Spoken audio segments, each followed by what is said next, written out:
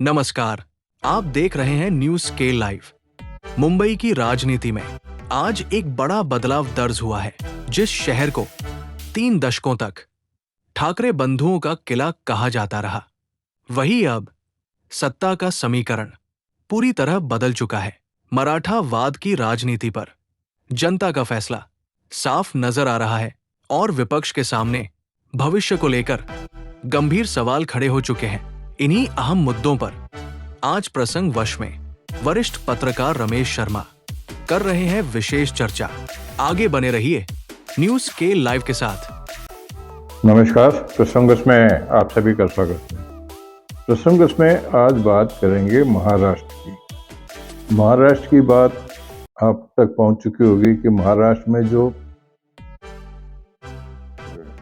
नगर निकायों के चुनाव परिणाम आए हैं वो काफ़ी चौंकाने वाले तो हैं ही हैं, लेकिन साथ में ही विपक्ष को नसीहत देने वाले भी। सबसे बड़ी बात तो यह है कि जहां ठाकरे परिवार का 1996 से, वैसे तो जब इसकी शुरुआत हुई थी बताया जाता है कि पूरे भारतवर्ष के अंदर सबसे बड़ा मुंबई महानगर पालिका है। जहां जब पहला चुनाव हुआ था तो वहां शिवसेना के हेमचंद गुप्ते मेयर बने थे। उसके बाद में 1996 में जब महानगर पालिका के चुनाव हुए तो चुनाव में ठाकरे का ही राज रहा। तब से लेकर लगातार ठाकरे राज करते रहे। हालांकि पिछले 4 सालों से वहाँ चुनाव नहीं हुए थे, लेकिन 30 साल के अंतराल के बाद में,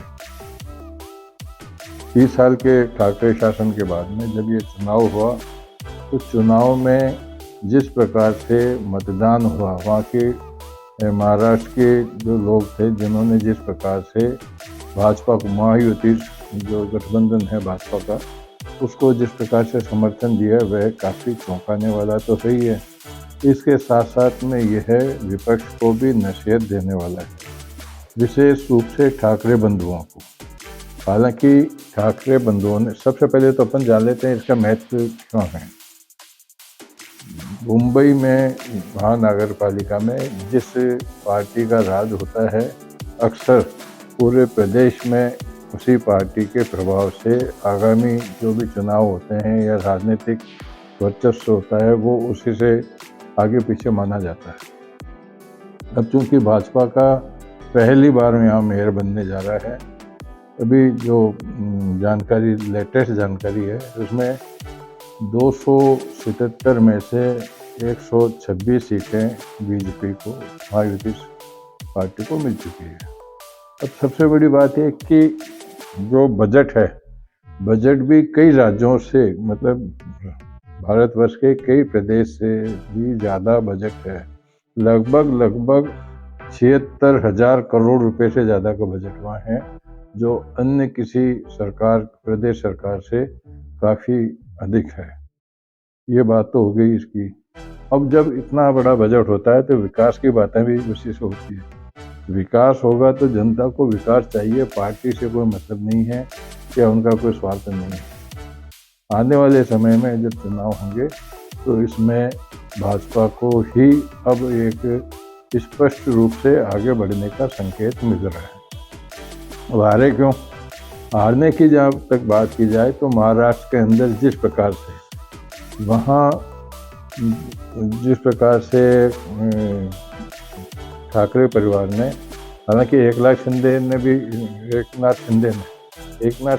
भी वहाँ के मुख्यमंत्री देवेंद्र फडणवीस से हाथ मिला करके इस पार्टी को कमज़ोर कर दिया था। उसके बाद में अगर दोनों साथ भी होते तो कुछ कहा नहीं जा सकता, लेकिन क्योंकि उन्होंने इसको अलग से कर दिया, एकनाथ शिंदे के साथ मुख्यमंत्री भी मिल गए, दोनों ने आपस में मिल करके और अपना जो एजेंडा तैयार किया, उसका भी परिणाम हो सकता है। लेकिन विशेष रूप से मराठा भाषा को लेकर के जिस प्रकार से वहाँ पर एक तरह से कहा जाए तो गुंडागर्दी जिस प्रकार से की गई, हिंदी बोलने वालों के लोगों के साथ में मारपीट की गई, उनके साथ में दुर्व्यवहार किया गया, तो वो जनता भी समझ गई महाराष्ट्र की कि भाई इतने साल तो आपने नहीं किया, अब आप ही ऐसा क्यों कर रहे हैं। जनता, आज की जनता नेताओं से भी ज़्यादा समझती है, नेताओं की भाषा को भी समझती है, उनकी कार्यप्रणाली को भी समझती है। उन्होंने स्पष्ट रूप से जान लिया कि क्योंकि चुनाव का समय आने वाला है, चुनाव होने वाले हैं, इसलिए मराठावाद का नारा लगा रहे हैं और इसको उग्र रूप दे रहे हैं। तो वो भी एक कारण इसका रहा। लेकिन सबसे बड़ी बात है कि जहाँ विपक्ष को सबक लेने की ज़रूरत है, संजय राउत कहते हैं, जो पुरानी इनकी है कि मतदान के अंदर, चुनाव के अंदर जो है अनियमितताएं बरती गई, चुनाव में भ्रष्टाचार किया गया, चुनाव में हमारी बातें नहीं सुनी गई, चुनाव में जो भी हमने संकेत दिए थे कि यहाँ इस तरह की कार्रवाई गलत हो रही है, उस कार्रवाई की हमारी चुनाव विभाग ने कोई सुनवाई नहीं की।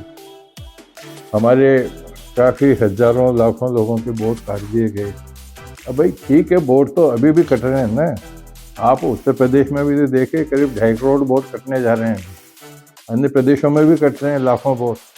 तो वोट कटने की स्थिति के बावजूद भी अगर आप उसी डिंडोरों को पीट कर चलते रहोगे तो आगे आने वाले समय में आपका भविष्य क्या होगा, ये सोचने वाली बात है।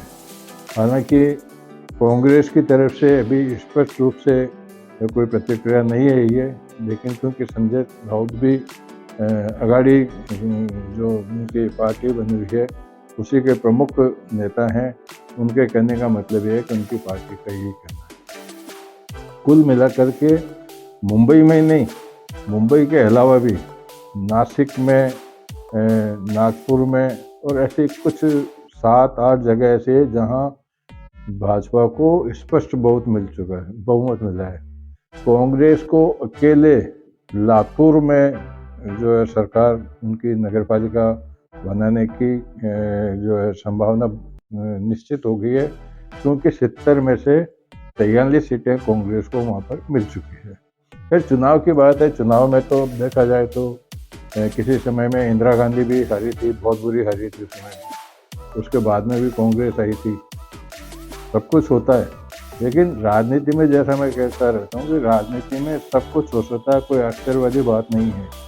लेकिन जिस प्रकार से विपक्ष अभी पूरे हिंदुस्तान के अंदर अपनी भूमिका को लेकर के चल रहा है, उससे ऐसा लगता नहीं है कि आने वाले समय में विपक्ष कहीं सत्ता में आसानी से बिना मेहनत किए हुए विरोध, अब आप नरेगा वाला विरोध कर रहे हैं, पूरे बिल पास हो चुका है, सब कुछ होगा है, ठीक है, आपका विरोध करना है तो आप न्यायालय में जाइए, न्यायालय में जाकर के अपनी बात कहिए।